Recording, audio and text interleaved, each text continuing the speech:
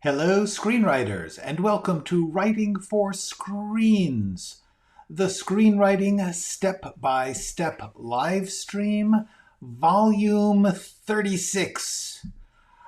I am here every weekday when I can be from at 3 p.m. Pacific Standard Time to work on this project in which I am trying to show you step by step how I go through writing a TV pilot.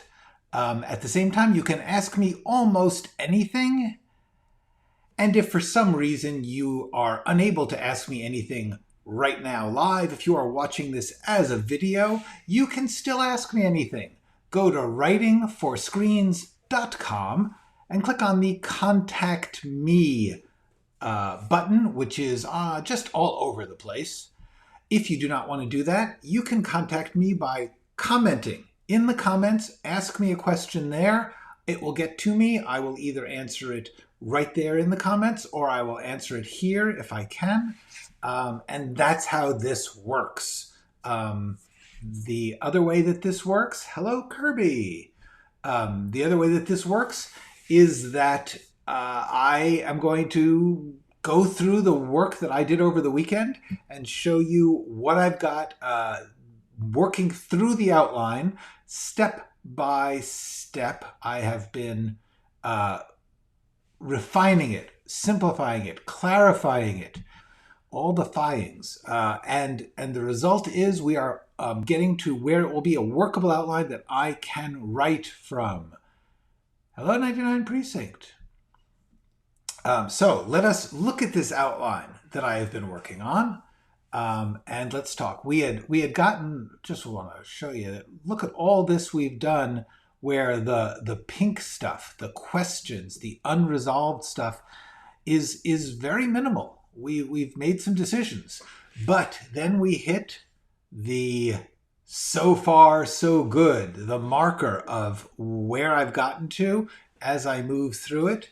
And sometimes, by the way, sometimes you go beginning to end and force yourself to deal with everything as you do it. Sometimes you just move around. Sometimes the kind of work that we do needs to be broken up. You work at a different place, a different day. You just sort of let your mind focus on what clicks for it.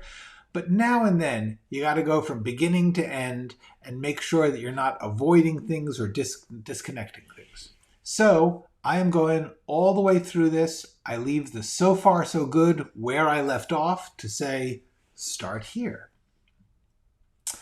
So over the weekend, I did a lot of thinking and actually a lot of working, as you can see by all these notes, which I will go through. But just half an hour ago, I suddenly, something had been bothering me. This idea of doing Zoom meetings. I am not sure if that is a great idea for this project. And this is going to be something I'm going to debate for probably another week or so because I just don't know. But in the back of my mind, I am worried and I'm not sure why. So that's what I wanted to talk about is doing the Zoom meetings is a device. It's a way to bring the characters together. It could have been a poker game in the old days if they were all in the same room. The problem is that our characters are all over the place. They live in different places. They have different lives. That's the whole point of the story, is that these very, very different people come together in this online activity. So kind of have to show that, but do you have to show it online? Do you have to show that part of it? I'm not sure.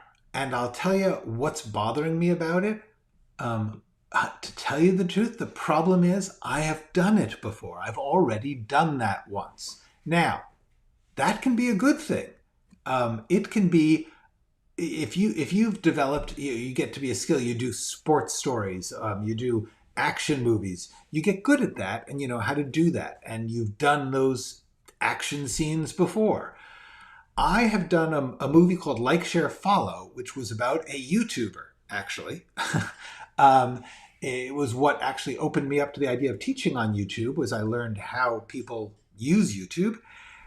But as a result, I have done scenes where someone is talking online to another group of people. And I intercut the on-screen interface with the people watching and talking. And as a result of having done it before, part of me says, well, I don't want to do it again. I'm not sure if that's a good instinct or a bad instinct. In my artistic progress, is it good to not do the same thing? Yeah, it's always better. Is it really better for the project? Not necessarily, because this concept of people meeting online is integral to the story, or at least it seems like it to me. So I am not sure yet about this. And this actually gave me an opportunity to talk about this subject, which is the function of the outline. The fact that in the outline, as I go through it, it allows me to ask questions and deal with things in a practical, scene by scene, character by character. I am looking at this in terms of the movie, not in terms of judgments or criticisms, not in terms of fantasies. I'm like, what is this scene gonna do? And that is why we outline. That is the value. The whole thing about outlines for me is not that it's a checklist of have I followed the right routine or ritual? Have I followed the formula? Have I got the right thing on the right page number? Have I got my inciting incident in the right place? That's not what outlines are for. And they are certainly not to show anyone else. It is frankly weird that I am letting you see my outline. Because the point of an outline is it is a personal work space. And you are seeing that happen because I am sitting here thinking, I'm not sure about this scene. And because this is the scene where they meet. They meet in the Crime Crowd Zoom group. And I just don't know. I know it's doable. I've done it before. I know how to do it. But a part of that is nagging at me that it's not a good idea. But I have to be suspicious. You have to follow your feelings when you're writing, but you also have to be aware that your feelings may have nothing to do with the writing. They may be feelings about other things that you're saying, oh, I don't like potatoes, so I don't want to write that scene with the French fries. In this case, I may just be a little burned out on this. Way back when, 1989 or so, I wrote a script about public access TV. Public access TV, for those of you who don't know this, when they invented cable TV, one of the ways that they regulated it was they said 1 or 2 channels in your public TV lineup, in your cable TV lineup, has to be public access, which means literally the public can make a reservation and get a half hour of cable TV time free.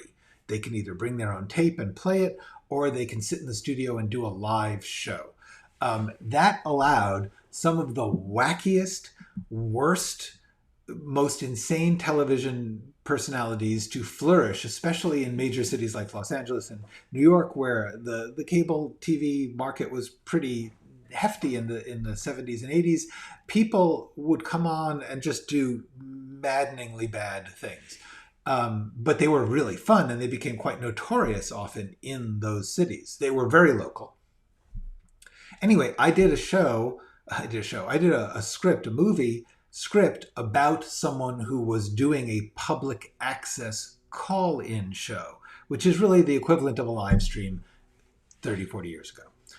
So not only have I done it before, I've done it twice. And that's kind of, I'm a little feeling like maybe this Zoom is not a great idea. On the other hand, it does actually fit the story. So maybe it is a good idea and I should relax. Just because I've done a racing story before doesn't mean I shouldn't do a racing story again if it's really a racing story. So I'm just going to let that cook in my mind for a while. So we're just going to leave that there for now. But right now, the first question I ran into, this is about Xena telling everyone that George is dead and that they believe the serial killer did it, and she wants to use his defunct podcast to take it over to hunt the serial killer, and wants to get everyone in on the game. Originally, I had said to myself, should she be calling in to interrupt an ongoing regular meeting of the group? Or did she call an emergency meeting? The difference being that if it was a regular meeting, we would see some of the regular meeting. And that seemed like a good idea to me because we understand what the meeting was. But that means we have to sort of waste some time doing a meeting that we're just going to blow away in a second when Xena comes in. So I am now beginning to wonder if maybe it's not better if this is just an emergency meeting. And do we really need to know what the group does ordinarily, since they are not going to be doing it ordinarily? I'm not sure, but I'm beginning to veer towards emergency meeting. So I'll leave that as a question too. All right. I thought maybe they should have a group name, and I thought the Serial Eaters. Probably won't stick with that, but you never know.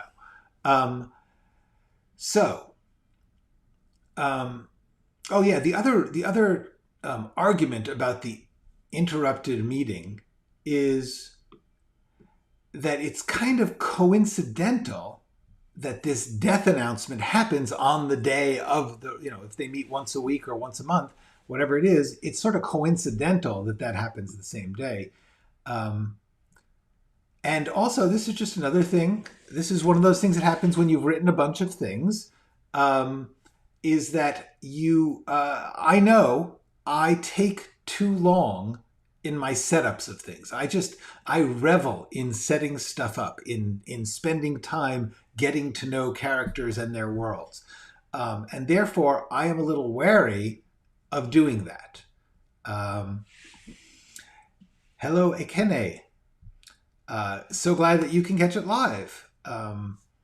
We are in the middle of going through the outline and trying to answer questions and make decisions. And unfortunately today, I'm not making a lot of decisions on these things. And the other thing that came up for me was that they have to clearly believe it was the serial killer, not a copycat. And the question is, does the copycat issue even come up at all? Or do they just jump on it? In fact, this one I am going to make a decision. The idea of a copycat does not enter their minds at this time. Okay, look at that. We got rid of a question. Good for me.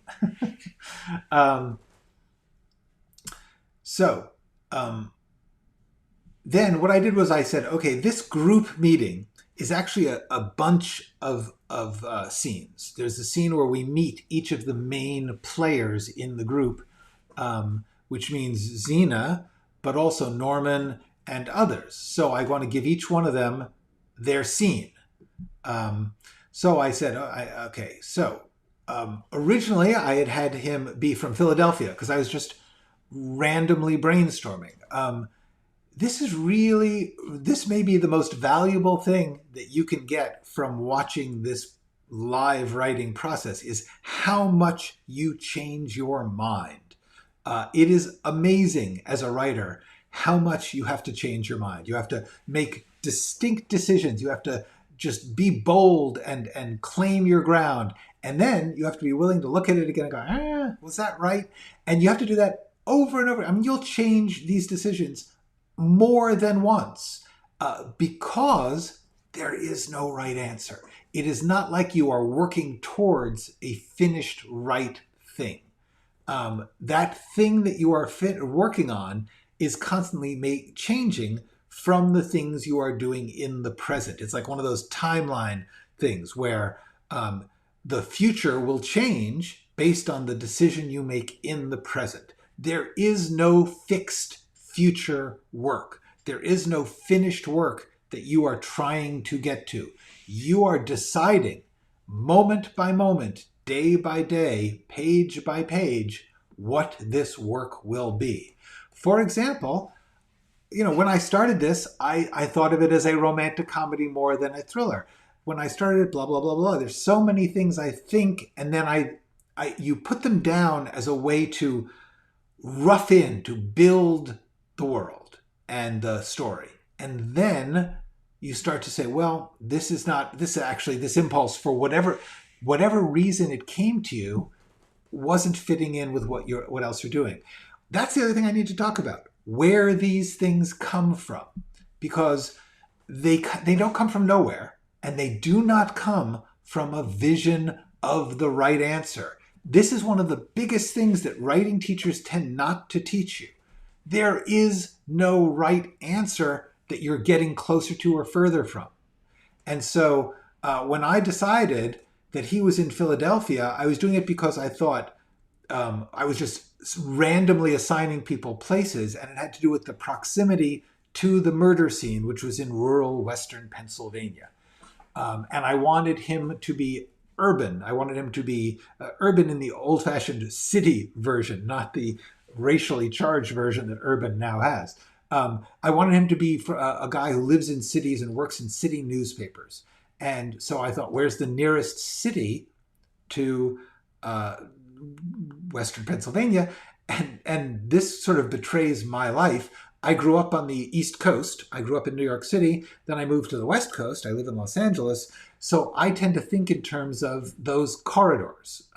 So I thought, New York City, what's a major city south of me towards Pennsylvania? It would be Philadelphia. And hello, Wolf. And the answer is that was wrong. It's too big a city.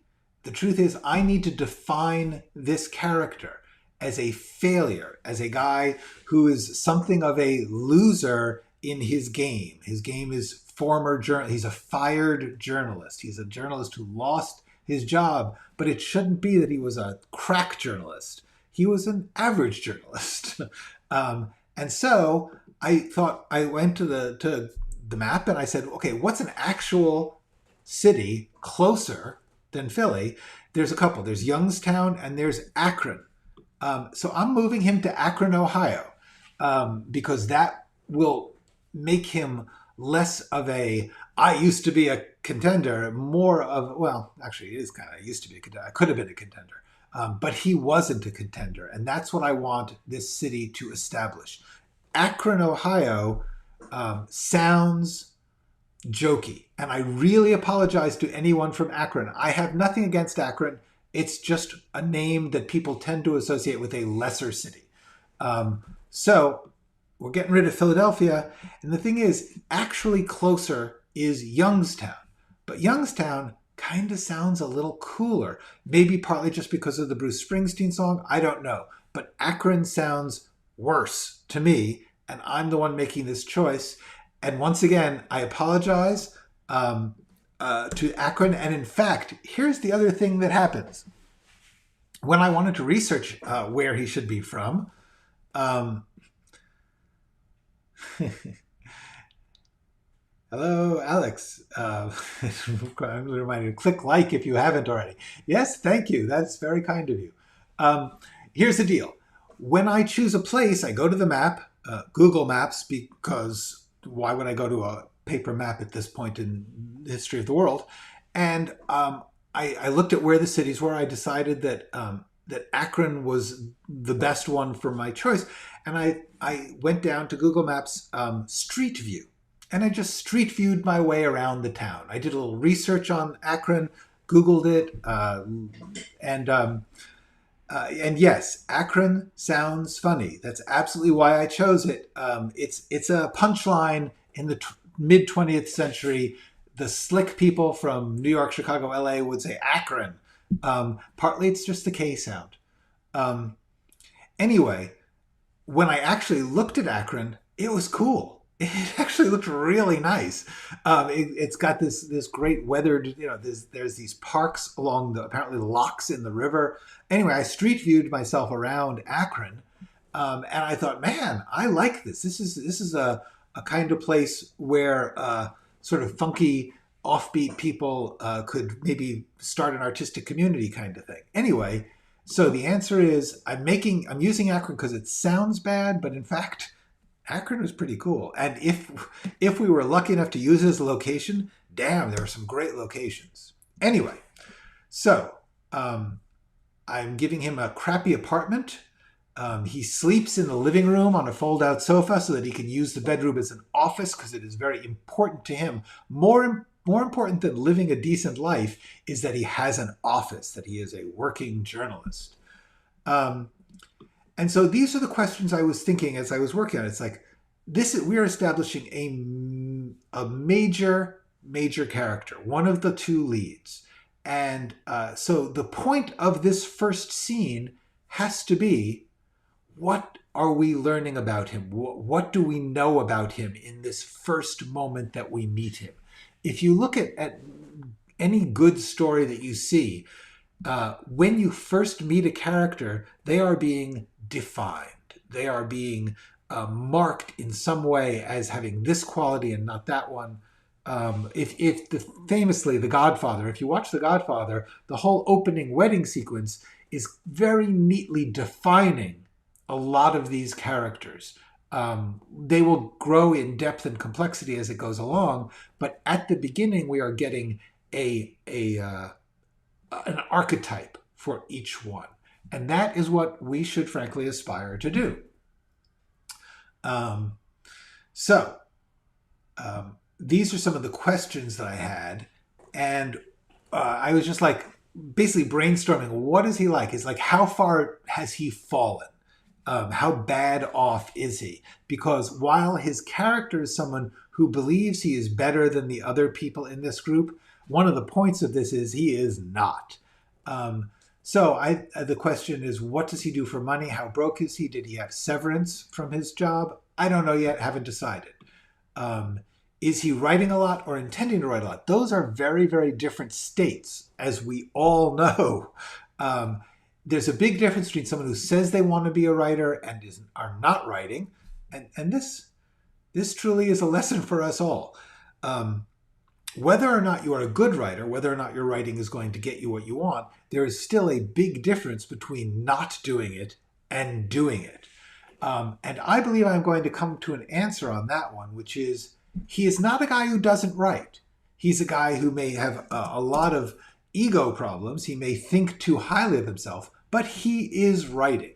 So he is writing a lot on his book. I'm going to make that a fact. How will we see that? I'm not sure. And then I thought we need to establish that he's writing. This is hard. It is hard to establish a writer other than you show them sitting there, and who knows what that is.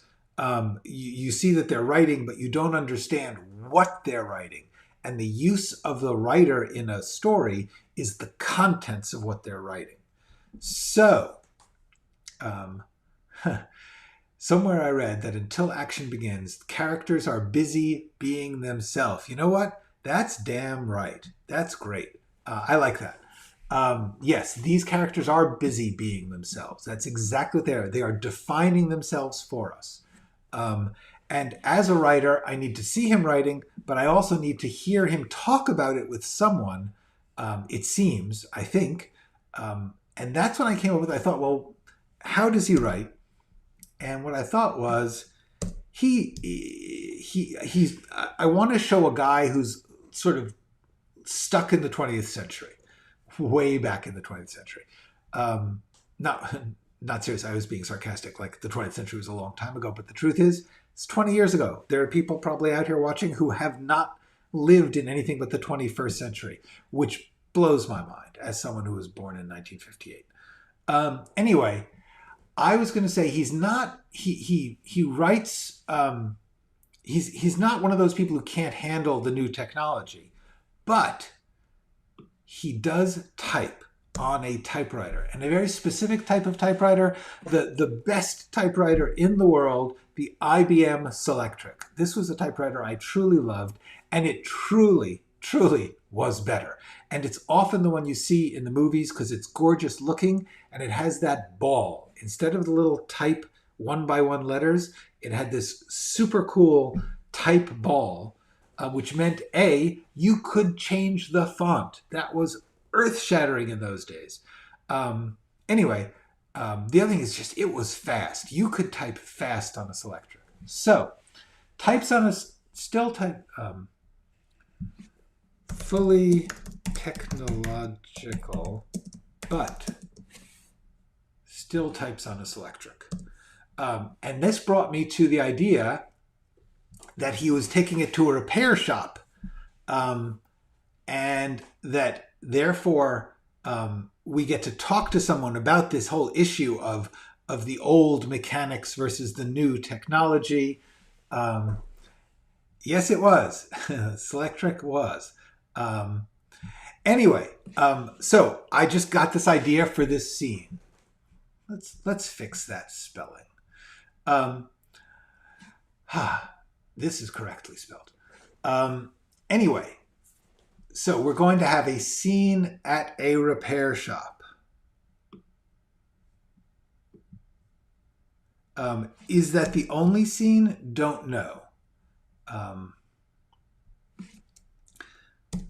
Because it would be sort of cool to watch him working a bit. There's probably going to be more than one scene. So I'm going to take all these things, which I do know. I'm going to put them in there. Then there's the question of, does he drink a lot? Because that's like a cliche. It's an old cliche of the journalists in the 20th century, the hard drinking reporter. I don't know if he does.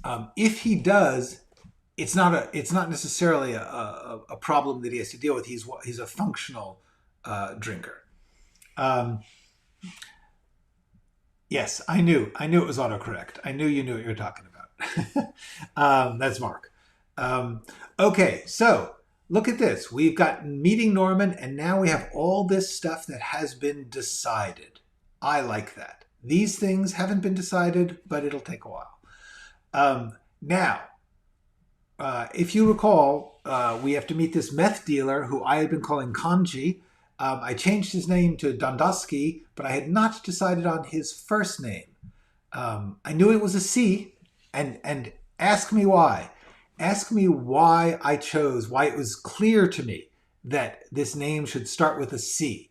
The answer is, I don't know, I just made it up. This is what writing is. You just make stuff up. You just say, I don't know, feels like a C. I'm feeling an M for this guy. Whatever it is, don't get too in your head about it. This is the stuff you're allowed to do. You're just allowed to say, I feel like he's a CD guy. He's something C, Dandowski. And that's what I got to. I wrote down 3 names that struck me as Claude Dandowski, Carl Dandowski, Clyde Dandowski. I decided that Claude and Clyde were a bit too interesting, a bit too comical. Mark is suggesting Chip, and while that's interesting, I think it veers him more towards sort of a waspy, preppy golfing meth dealer, and that wasn't what I had. I had more of the biker, the tattoos and the hair and the sunglasses and the scars. That's the guy I'm thinking of here. So I'm going to say he's Carl. I'm going to say he's Carl for no good reason, except I don't want him to be too comically named. And Carl Dandowski, that could be a serious person or that could be a comical person. Could go either way. Then I put his basic description here in the notes. This is the format that I've had for things that are just sort of a summary for me. Next, I tried to run through these characters and start to clunk them down, just make some things. I knew that this person was going to be a conspiracy nut, And since the cliche of conspiracy nuts is, frankly, all our other characters, people living, fired from their job and living in Akron, Ohio, and live on their fold-out sofa, or a meth dealer, in other words, an outsider. And I thought, let's not do that. Let's have him be a Wall Streeter. Let's have him be in the financial industry, and very hyped and busy and smart, and a conspiracy nut. The big arc for this character that I had is just, I thought it would be nice to get the voice of someone who's at the fringes of the internet into this group. But at the same time, by the end of the story, I want them to have proved themselves somewhat a decent person, a person who is unexpectedly capable of thinking crazy things, but not only doing crazy things. I do not do this in defense of conspiracy nuts. I do not do this in attack of them. It's just a type. And one of the most important things that we can do is try to use stereotypes and then humanize the stereotypes. I believe, for me, that is a central part of creative writing. To not pretend that stereotypes don't exist, to use them for everything they're worth, but then to make sure that every one of your characters, if possible, has some humanity, some depth, some gravitas. So that leads us to the next character, who is, I decided, someone who is going to drop out of this group or this activity when Xena comes in with this plan. Because not everyone in this group should be gung-ho for such an insane change from online sleuth party to actual serial killer fighter. And I wanted someone who just says, hey, I'm in this online thing. It's like a book club for me. I'm having fun. And I do not want to go find actual serial killers and get in their face. So I thought that person should be a nurse, someone who has a reason to escape from their daily life. Their work is hard and demanding and, yes, satisfying, but underpaid and underappreciated. And when she gets home, she wants something to unwind. And she has chosen this web sleuthing. And so that is how far we got. And the other thing I got to is that when Xena reports that she's failed to get Madeline to give them the files and somebody has to volunteer to go steal them, Dundosky does not do that because he's the closest. He's just the craziest. Norman is the closest, which is why Norman can more easily make the jump of, oh, I'm right here. I have to step in. So that is the summary of the work I've done up to now. And so therefore I'm going to take so far so good and I'm going to move it. I'm going to move it down. Now there's still a big hunk of undecidedness here. There we go. We've still got these are just character bits. I'm not too worried about those. This is the big one. This is the big issue. And I'm going to come back to that another day. So we did a lot today. Look at all the stuff we got. We got all this stuff. These characters are coming into focus. They're losing their temp names. They are gaining specificity. And they are being set up as a distinctive character who will later develop complexity. And that is what we've done today. I am going to wind down here. I want to give you guys some time. If you want to ask a question, now's the time. If anybody has a how-to writing question, the day after tomorrow, Wednesday afternoon, I am not going to be working on this project because one day a week I am going to devote purely to Ask Me Anything, especially the big ones. We've got a couple already. Kirby had asked a big one about handling pitches and producer meetings. And just wanted to say, if anybody's got a question, come and get it, or I'm going to be signing off and let people get on with their lives. And hopefully you will go write something. That is really what this is about. The most important thing that I can teach you is that it's in your hands, that writing is something that you can do right now as you like it, as you think of it. As you're seeing by what I'm doing, so much of it is just, I feel like doing this, I'm going to do it, let's see how it turns out. And then you look at it, and then you work on it, and then you do more.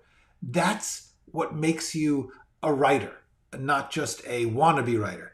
Writing, just write something down. That's the game. So, that said, I am going to be signing off for today. It is lovely to see you all. I hope to see you tomorrow. That's it.